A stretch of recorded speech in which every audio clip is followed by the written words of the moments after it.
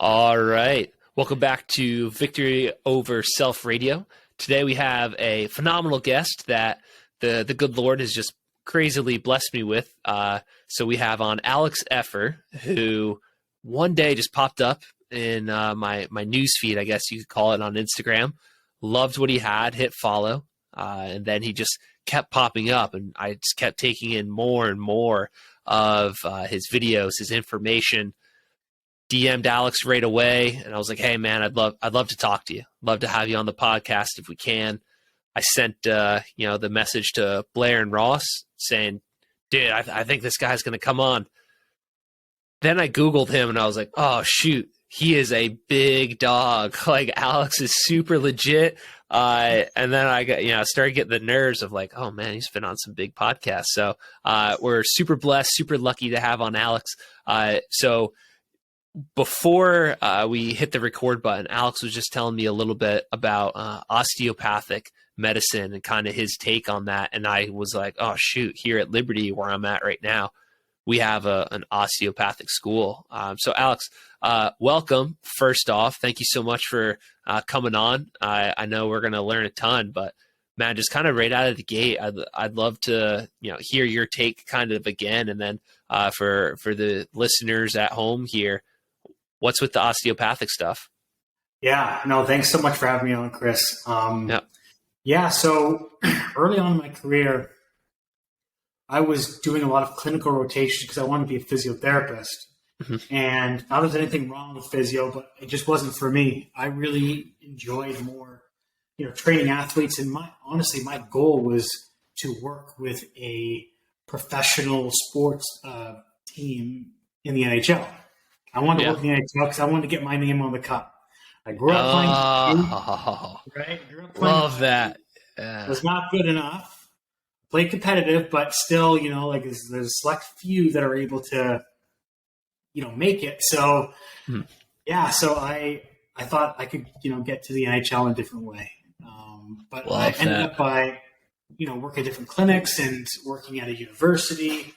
And my main goal was to figure out why every different profession, physios, chiros, even trainers, were looking at the body in different ways and how to amalgamate it together. And so I started working with a couple osteos. Now, Canadian osteopathy is very different than U.S. because, osteopathic medicine in the U.S., they're doctors. Mm-hmm. And in Australia, it's an undergrad. And so each of these different osteopathic practices are very different. I would say the Canadian osteopath and the American are quite similar in that they talk about different things like the organs and organ manipulation and stuff like that. So, but for me, it wasn't really about that. It was the way that they viewed the body. Mm-hmm. It was the way that they viewed compensations. And there was a guy who was the OG osteopath, Zink. His name is Zink. He came up with something called common compensatory patterns. And if you've taken any courses by the Posture Restoration Institute, like PRI or anything like that, they all reference that as the common compensation, which is a pelvis on the left is more forward than the right. And we've got this counter rotation back to the left, which is why we have a pelvis forward on the left and a shoulder hiked up on the left. It's also why we're better at rotating towards the right side. Mm-hmm. Everyone says it's dominance, right side dominance, but it's not. There's a lot of other asymmetries in our body that feed into that pattern. But to me, just diving deep into the osteopathic research and literature, to me, it was like, this is where it's at. There was one of them that said, if you don't correct breathing, no other movement matters. And the reason is because if you don't breathe, you die, right? There's 20,000 to 30,000 breaths a day that you take, which means that every single system in your body, muscle, bone, neurological system, cardiovascular, endocrinology, those are all supporting breathing, your ability to breathe.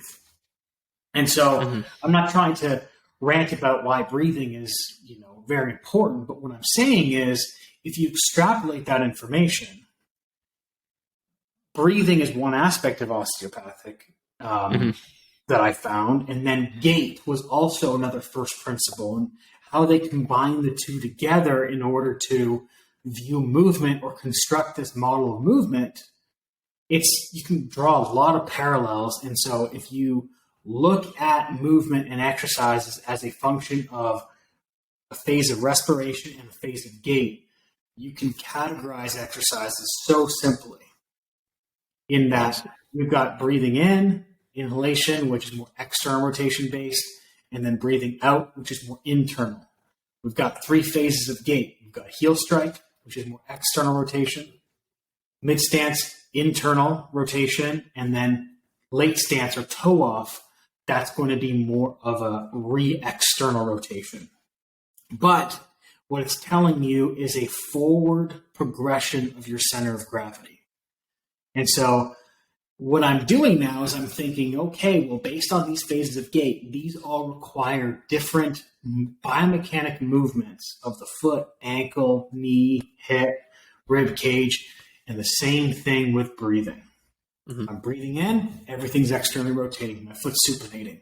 I'm breathing out, everything's pronating, internally rotating. And so when I was starting to look at this stuff and working with these osteos who were viewing the body in this way, where gait was one of their primary assessment measurements, I'm like, this is what nobody else is doing. And this just makes sense to me. Yeah. We are looking at the same human. Why are we looking at it from a bone perspective versus a muscle perspective?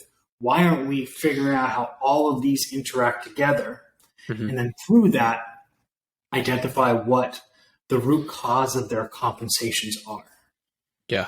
And this is not a rehab thought process that I'm talking about. This is a movement thought process.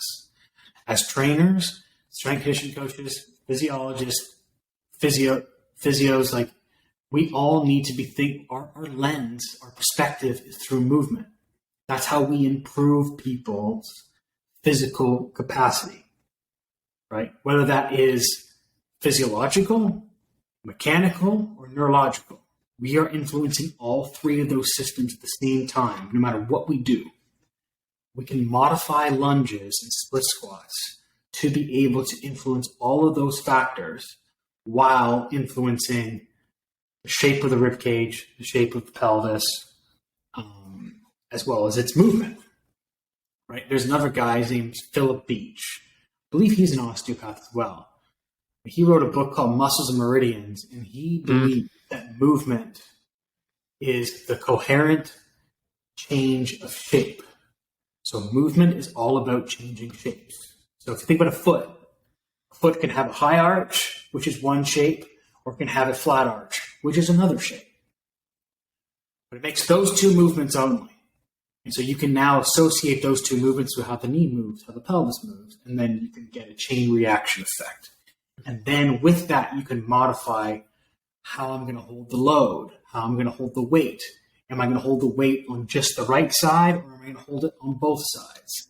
Am I going to put the cable to do a cable chop at the top of the cable column, or am I going to put it at the bottom to do cable lift? Each of those is going to influence hip mobility as well as muscular structures that I'm going to use to facilitate movement. And so the other aspect is that osteos believe that we have this internal force that we are, managing. And that goes with breathing as well. There's 2 aspects to it. One, there is pressure and volume. So think of pressures like intra-abdominal pressure or intrathoracic pressure. That has to do with the diaphragm and the pelvic floor's position. So if I breathe in, the diaphragm contracts and it descends. And what it'll do is it'll push all of my organs and my guts all down into my pelvic floor. So my pelvic floor has to relax and catch it like a hammock. Okay. So that is going to allow me to descend into a squat or a lunge or a split squat. And then as I produce internal rotation or exhale, I'm going to reduce the amount of intra-abdominal pressure. And because if I have too much pressure, then the pelvic floor can't push the organs back up because there's too much downward pressure. So I have a pelvic floor that now shoots up and a diaphragm that now becomes the hammock and catches it. So it's like this constant, throw and catch of the organs within the body.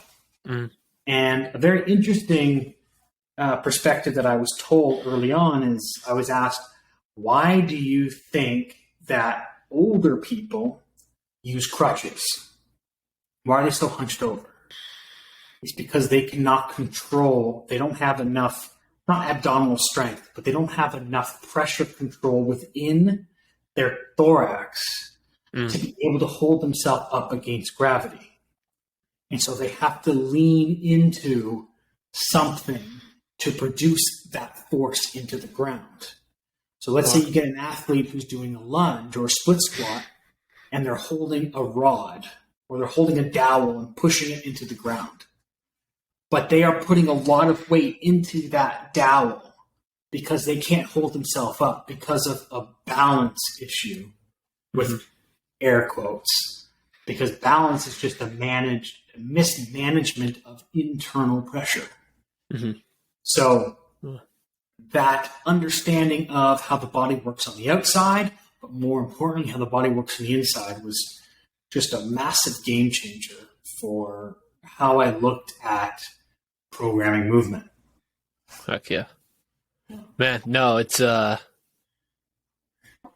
amazing how you've been able to kind of just connect all these kind of different paths and worlds. And that's going to kind of lead me into my first question here. But man, when you said that Stanley Cup, I just wanted to flip over my table. That got me so fired up, right?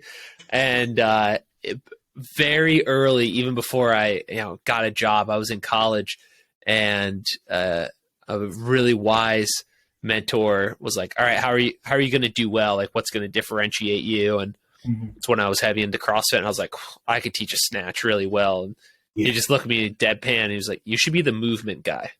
Yeah. And I remember thinking, like, movement guy, I want to get people jacked and tan. Exactly. But, all these years later, it's definitely, hitting home of like, I should have just been the movement guy from day one.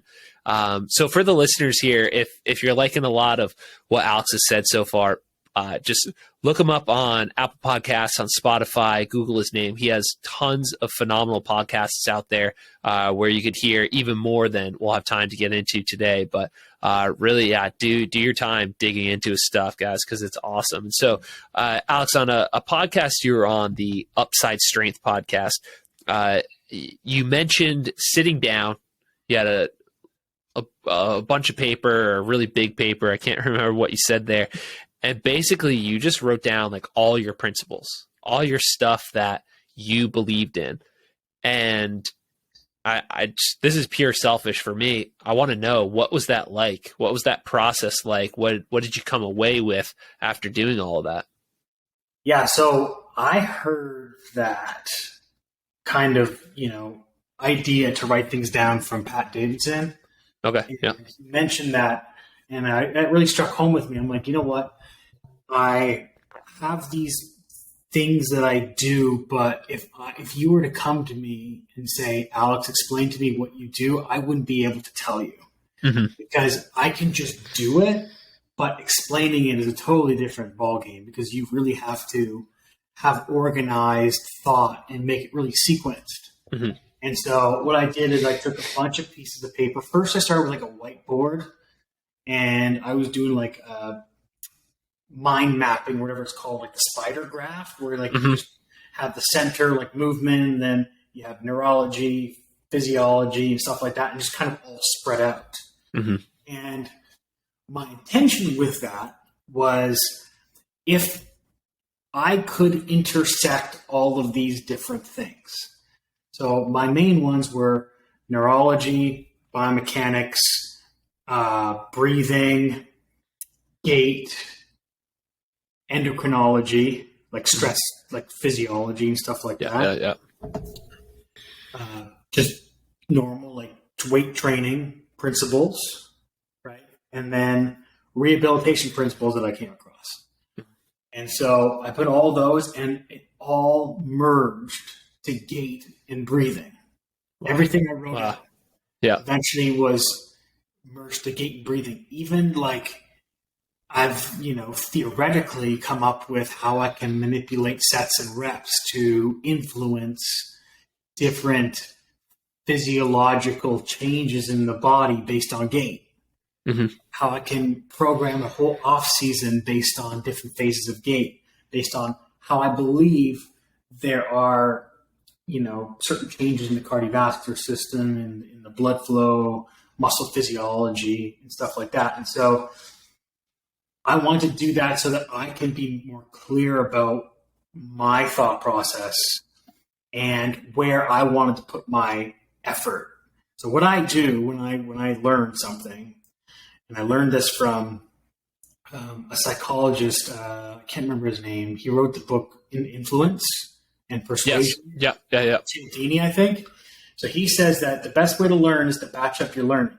And so for 3 months or 4 months at a time, you pick one topic and you just read only stuff about that topic. So I went after the foot, I went after the knee, I went after the pelvis. And he believed that by doing that, you could be a master at these individual topics. By just focusing 4 months on just this topic, you are going to be more specialized in that topic. Mm-hmm. I did that for the whole body. I did that for neurology. I did that for stress physiology. Jeez.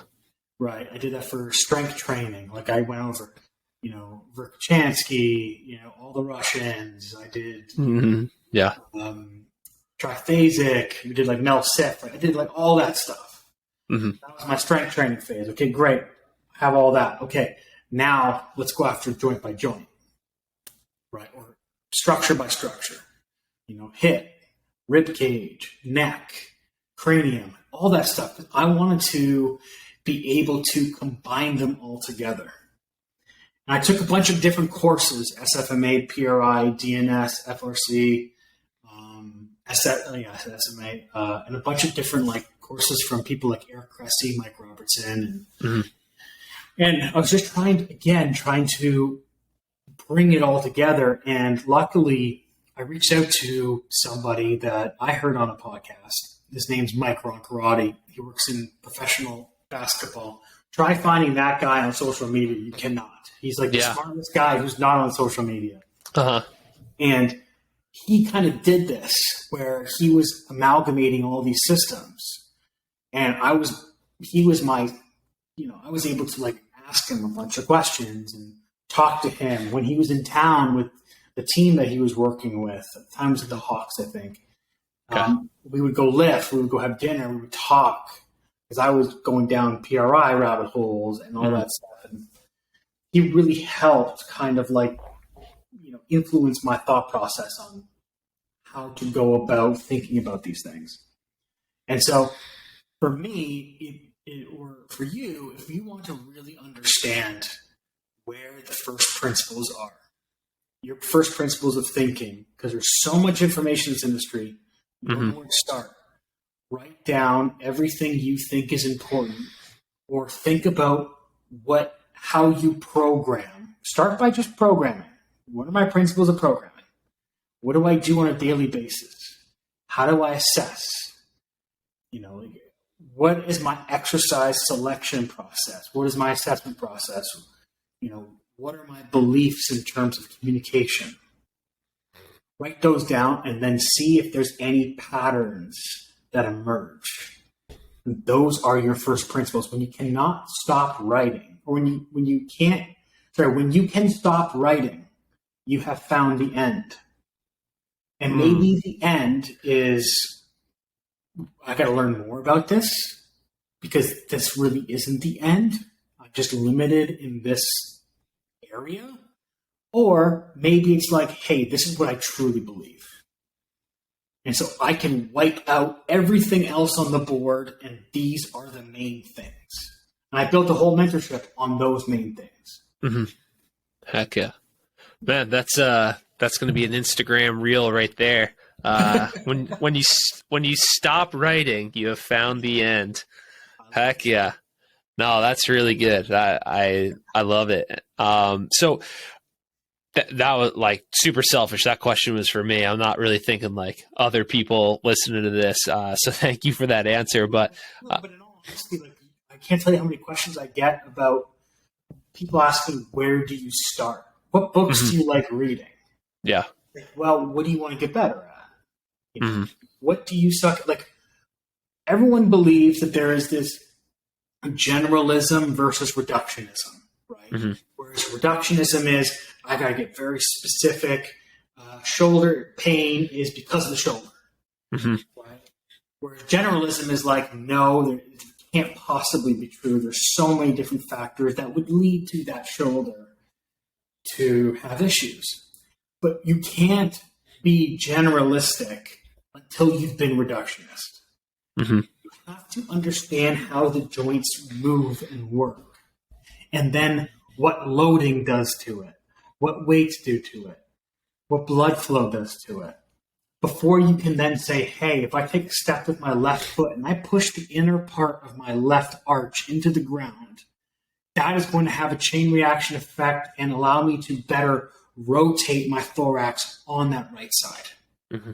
I can get better thoracic rotation by pushing on the inside of my left foot in a certain position. You can start to go there, but until you understand what the mechanics are of these different areas and become reductionist, you can't really do anything. So my main advice always is learn functional anatomy. Mm-hmm. If you want to geek out, you can go down neurology rabbit hole, because everything, like everyone says, everything is neurological, but we view the body from a biomechanical perspective. We are theoretically, trying to extrapolate what the nervous system is doing by looking at the biomechanics system. Mm-hmm. Like, I'm like, oh, this person doesn't have, like, there's a thing where it's like, this person doesn't have internal rotation. They must be fight or flight. It's like, well, I mean, that's one perspective, but this person doesn't have internal rotation. Okay, well, how do we change the shape of the rib cage to allow the shoulder to move effectively, to promote internal rotation?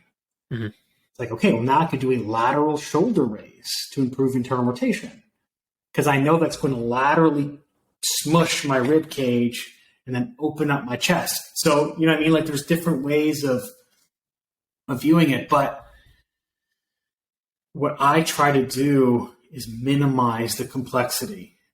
It's like, hey, there's complexity. Let's appreciate it. Mm-hmm. If we dumb it down too much, we're going to be wrong, because we're going to start to leave things out that are actually very important. But we want to simplify it enough, because if you can simplify it, you can understand it. Mm-hmm. And Love so that's the other thing that I really dove into was dynamic systems. Mm-hmm. And dynamic systems theory. And if people don't know what that is, it's like, basically think of your body as being a dynamical system, in that if I focus just on your knee, then I am neglecting how everything else can influence the knee, as I said, above and below. Yeah. And so you can't take one part out of the system. Like, you can't take that one puzzle piece out, observe it, look at it, and put it back. You got to rearrange the entire puzzle so that that puzzle piece isn't in the wrong place, right?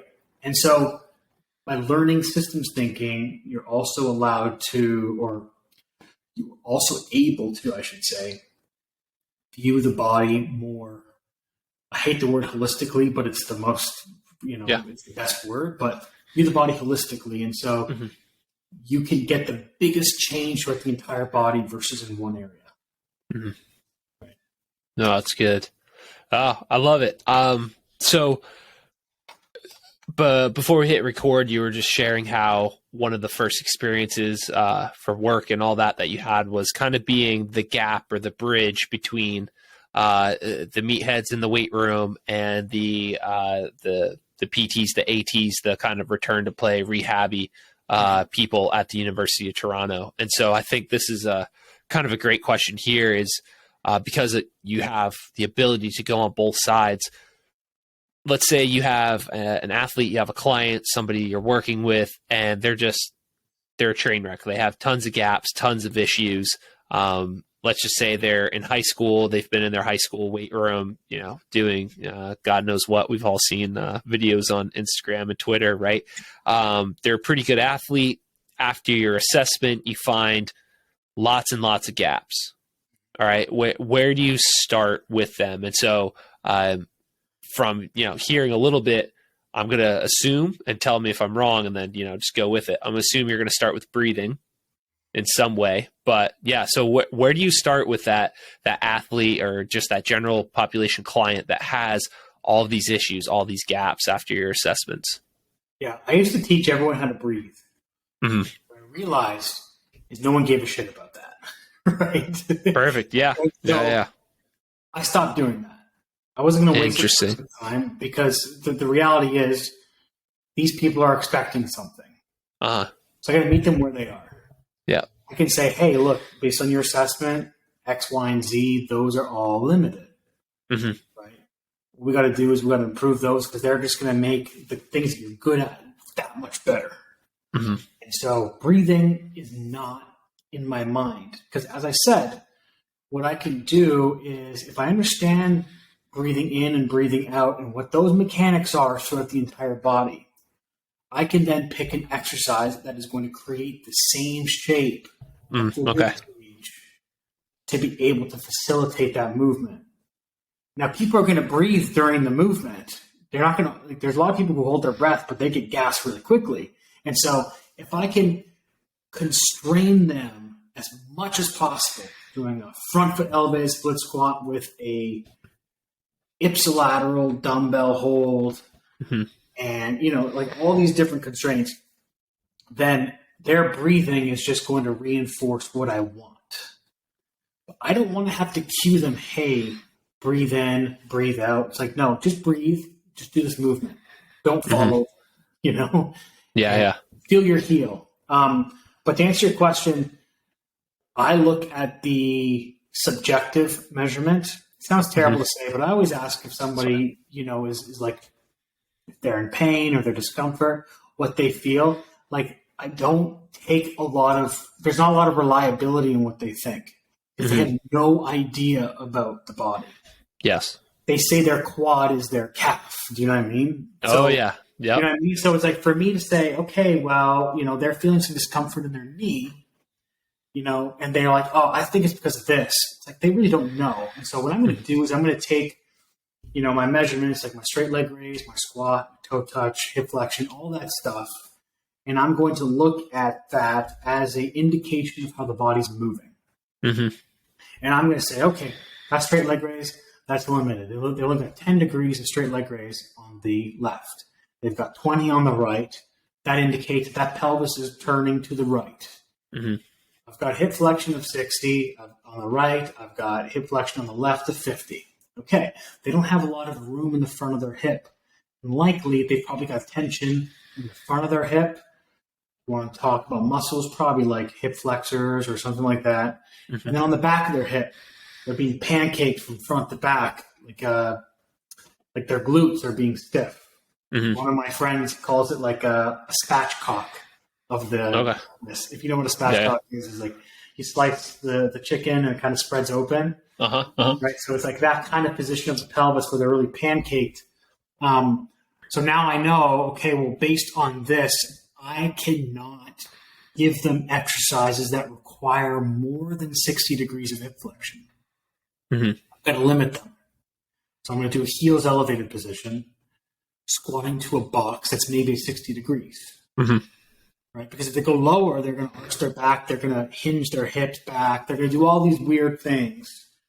That's just going to reinforce their pattern. And so for me, I look at their objective measurements and my intention is trying to improve those.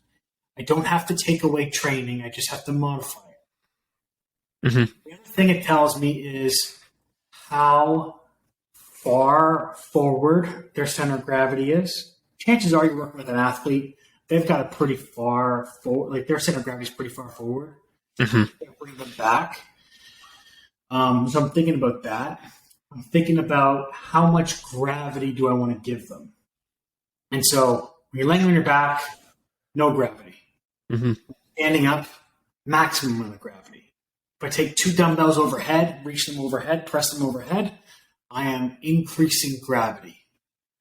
If I take a back squat, or if I take a bar and put on their back, that's pushing them forward again. Mm-hmm. That's increasing gravity. The more forward I go, the more gravity is acting on my body.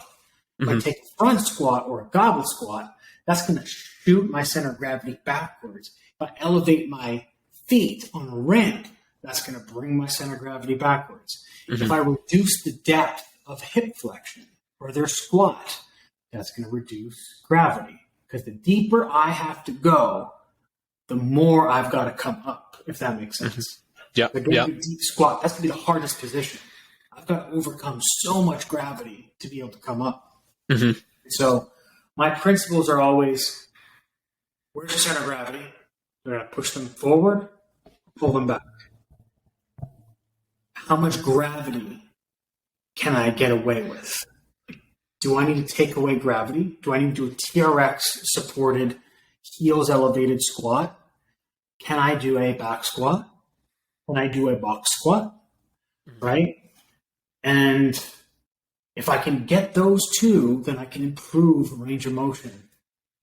Crazy. So am I going to cue more heel heavy, which again brings that center of gravity back? Or am I going to cue more forefoot, like the met heads or the balls of the toes heavy? Where I'm going to shove them forward. Right? And so each of these are those two main things are going to allow me to select the right exercise to then go from there. Because you can come to me, Chris, and you can say, Alex, I've got a torn Achilles on the right side, or I just rehabbed torn Achilles. I tore my ACL 9 months ago, coming back to training. I've got back pain, I got neck pain, I got shoulder pain, and you're like, oh my God, this person's got so many things. Where do I start? Don't worry about those things. Worry about the objective measurements, because they're going to tell you how that person's moving, and you can improve those. If they've got these many issues at once, chances are their center of gravity's forward and they suck with gravity. So take gravity out and improve their range of motion, not by stretching, but by working within their available range. So, for example, another way to bring the center of gravity back is doing exercises where I'm facing towards the cable machine. Think about it. If I grab a cable, the cable's going to pull me forward towards it. So I've got to lean back naturally against it. So I'm starting with my center of gravity backwards to counteract the forward pull of the cable machine. I can do reverse sled drags. I can walk downhill. Right? All these things are going to make me lean back. So a long-winded answer is... No, it's perfect, yeah. Use the objective measurements and then take away gravity and bring them back. No, I love it. Man, I've never heard gravity being talked about. just ever, right? Yeah. But I mean, yeah, it makes sense what you're saying. You throw those dumbbells up overhead. I guess the only context I would say I've heard gravity being talked about is like during acceleration from a sprint, where again, the further you lean forward, the more gravity is enacting or reacting on you. You need the strength to be able to you need the mobility and the strength to get into those positions. So exactly. So, man, that's just crazy. So if we apply this to gait now, we've got, and even running and sprinting, we've got two force vectors at play always. We've got vertical force vectors and horizontal. Okay? So let's say that you are running, you've sprinted your max sprint, and then you're slowing yourself down, decelerating. What are you doing? You're kind of pushing yourself back. Does that make sense? Yep. That's going to be heel strike. When your foot first hits the ground, that's going to be a backwards horizontal force vector. Okay. Yep. Is shifting our center of gravity backwards. Think of your reverse sled drags. Think of your goblet squats, your heels elevated squats, all those things. Then you've got your vertical force displacement. That is you jumping up and down. That is you pressing overhead. That is doing a lat pull down where there's more vertical movements. That happens during the mid stance of gait or during the jumping or the propulsion phase of like a jump. Mm-hmm. Okay. Then the last one is a forward horizontal force vector, which is, as you said, the end part of acceleration. You're kind of coming up like an airplane. Mm-hmm. Yeah. Right? Yeah. That is your toe off in gait. Okay. So now what you can do is, and we know that is going to be the most force required as well as the most gravity acting on you. So therefore, when we talk about like the normal periodization scheme, that is going to be like the 2 weeks of SPP before training, which is max lifts, max output, highest intensity, low volume, max speed. Like that's that stuff. That's the most gravity. Mm-hmm. Whereas earlier on in the off season, they're like, okay, let's do these hypertrophy things. Let's move to the full range of motion. That is going to be more your heel strike stuff, more your negative horizontal stuff. I want to work on deceleration, not acceleration. Because decelerating you is going to, minimize contact forces.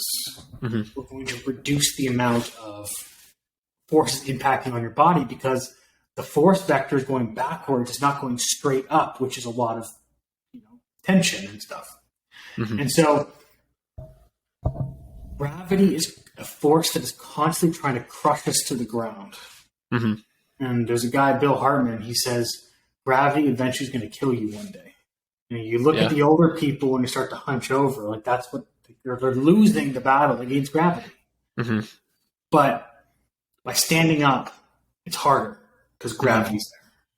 We add more weight. We've got gravity and this weight. And so we just got to minimize the amount of gravity and minimize or bring the center of gravity back so that we can improve as much range of motion as possible.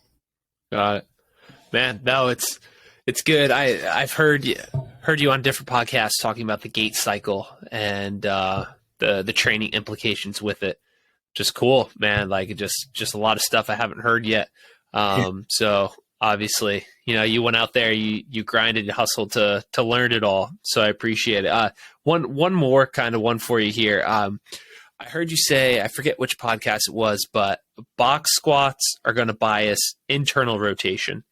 Heel elevated squats are going to bias external rotation. And so as a hockey guy, anything to do with internal, external rotation when it comes to the hip, like, man, I'm all over that stuff.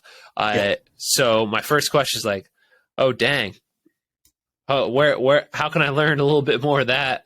Explain that a little bit more for me and kind of how you might use that in training after an assessment. Yeah. So if you look at, this goes back to like functional anatomy stuff. You look at Newman's book called Musculoskeletal System or something like that, kinesiology, whatever. What he talks about is hip flexion. During different parts of the hip flexion, our muscles change their leverage. Okay. So think of your sticking point. Sticking point is around 80 to 90 degrees of knee and hip flexion. Mm-hmm. That's the hardest part of the movement. That at 60 degrees of hip flexion is when muscles like our piriformis, which are external rotators, our adductors, which have an external rotation component to it, our glutes, specifically like our glute medius, have the posterior and the anterior glute med. They will change their leverage as internal rotators. They will become internal rotators at around 60 degrees of hip flexion. Okay. 60 to about 100 or so. And so anterior glute med is a flexor and an internal rotator, and its maximal contraction is about 80 degrees of hip flexion. So it'll internally rotate the femur. So if you are going to think about it from that perspective, you are going to place a box at around 80 to 90 degrees of hip flexion, and you're going to constrain the person to not go lower than that. Okay. So what they're going to do is they're going to squat down. They're going to maximize the internal rotation of those muscles and of the joints. And then by standing up, you then got to internally rotate again. Right? So you've got the deceleration internal rotation, which is going down to a squat, and then you've got the acceleration. So it's like doing a non-counter movement jump or like a seated box jump. Okay. That's another example of it. You're reducing internal rotation by sitting at 90 degrees. Now you're positioning the muscles and the joints to leverage more internal rotation so that they can propel and now create the force production. Internal rotation is force production. So a hockey player who has a pelvis dump forward, lordosis or back arch, hyperextended knees, a lot of them anyway, have varus knees. They got these knees pointing out, these hips pointing out because that's their sport. Yep. Like all of those compensations are because of a lack of internal rotation. If I can't IR my hip, I will IR my back, which is arching. If I cannot IR my hip, I will hyperextend my knees. Yeah. I will flare my ribs up. So if I can give that person internal rotation, then I can reduce some of those needs to compensate. Got it. We're needing to compensate, that is. So I can reduce the depth to promote more internal rotation. So think of anything that is concentric biased as well. A step up.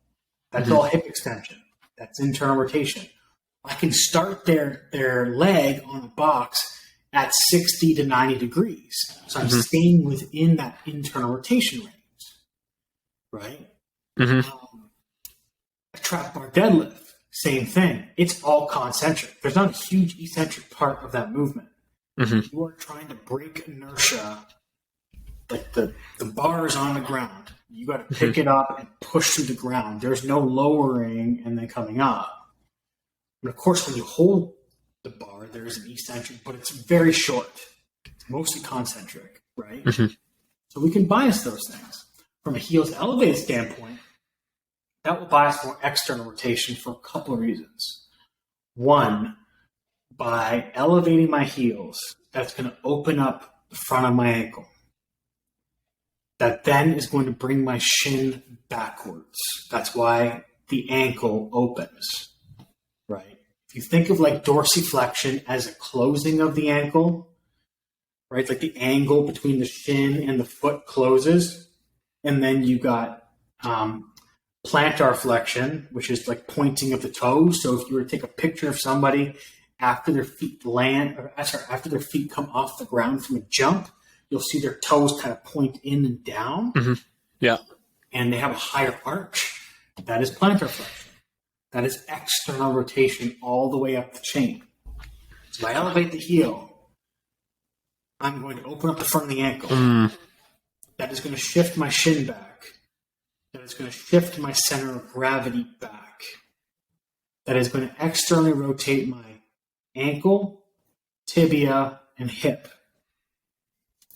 And therefore, I'm going to improve external rotation of the hip. So if I've got somebody who can squat to 100 degrees in their squat, okay, I know they have the internal rotation. What they're missing is that external rotation to sit right down the bottom. Because after about 100 degrees, or about 120 degrees, motion in the hip is done. That's the max amount of motion in the hip is 120. So I've got to get that extra movement somewhere to get to the 180, which is ass to grass. That comes from the lumbar spine flexing. Yeah. It's not butt wink. It's just a flexing of the lumbar spine. It's natural. So butt winking and flexion of the lumbar spine are very different. Yeah. So I need to bias. Maybe I give them a heels elevated squat instead. So I can start to give them more external rotation because they've got enough internal rotation to go through that phase of the motion. So I got to give them a heels elevation to open that up. Conversely, you've got somebody who is just stiff as a brick. They've got nothing. They've got their hip flexion sucks. Maybe they've got like FAI or something like that. Heels elevation to a box is going to be money for them because they don't have anything. So you're going to give them external rotation, which is what they need between 0 to 60. And then you get them to a box so they can stop in the internal rotation phase. So you're just getting them both at the same time. Wow. My favorite exercise, I've consulted with some, sports teams. My favorite exercise to give at the beginning of an off season is, and even during the season, to offload them because they're getting crushed by being on the ice and whatnot. Heels elevated, goblet squat to a box. I love it. You are going to reduce gravity. You're going to increase physiological demand, but reduce the load put on the joints. So both of those strategies, you're getting 2 in 1. And so then eventually you remove the box and you remove the wedges and then you just squat it out, right? But they're just constraints so that you don't have to cue your athlete to do something, especially with younger kids or even people who are inexperienced with training. The more constraints, the better, because you cue them, they are not going to know what the hell you're talking about because they have no reference points to be able to say, hey, okay, I remember that this squat is kind of like this. They've got no context at all. Yeah. Instead, you're like, hey, put your feet on those ramps.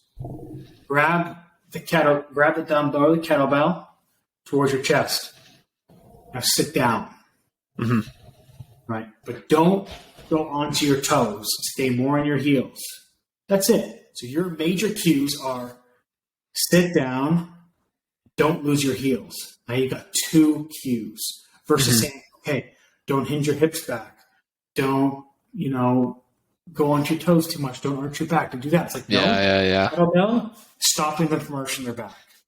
The wedges or the ramps, stopping them from arching their back. The box is stopping them from going too much onto their toes, right? So it's like you've constrained them so that you have made sure the body is doing what it needs to do. I love it. Well, hey, Alex, thank you so much. The time you gave me before the almost 50 minutes here, I took a ton of notes and this is recorded and my brain's just going like crazy. So I really appreciate it, man. And so for the listeners out there, make sure you're following Alex on Instagram. It's a sin that he only has almost 18,000. Let's get that up. Tell people, go follow him at Alex.Effer on Instagram and his company's training company, Resilient Training and Rehab. And under that, Resilient Education. And I've scrolled through. I'll let them know. I need it. I want the lower body program. I want the upper body program. Because clearly, if you've listened to this or have seen Alex's stuff on Instagram, dude knows what he's talking about. He's got the experience and the education. And those are people that I want to be learning from. So Alex, hey, did I miss anything? Anything else you want to plug here? If you want to talk about your mentorship a little bit as well, please feel free. Yeah, no, I mean, you covered everything. I would just say that, what I try to do, everything that I put out, whether it's a post, whether it's my mentorship or my programs, they are all based on experience and questions that I've had.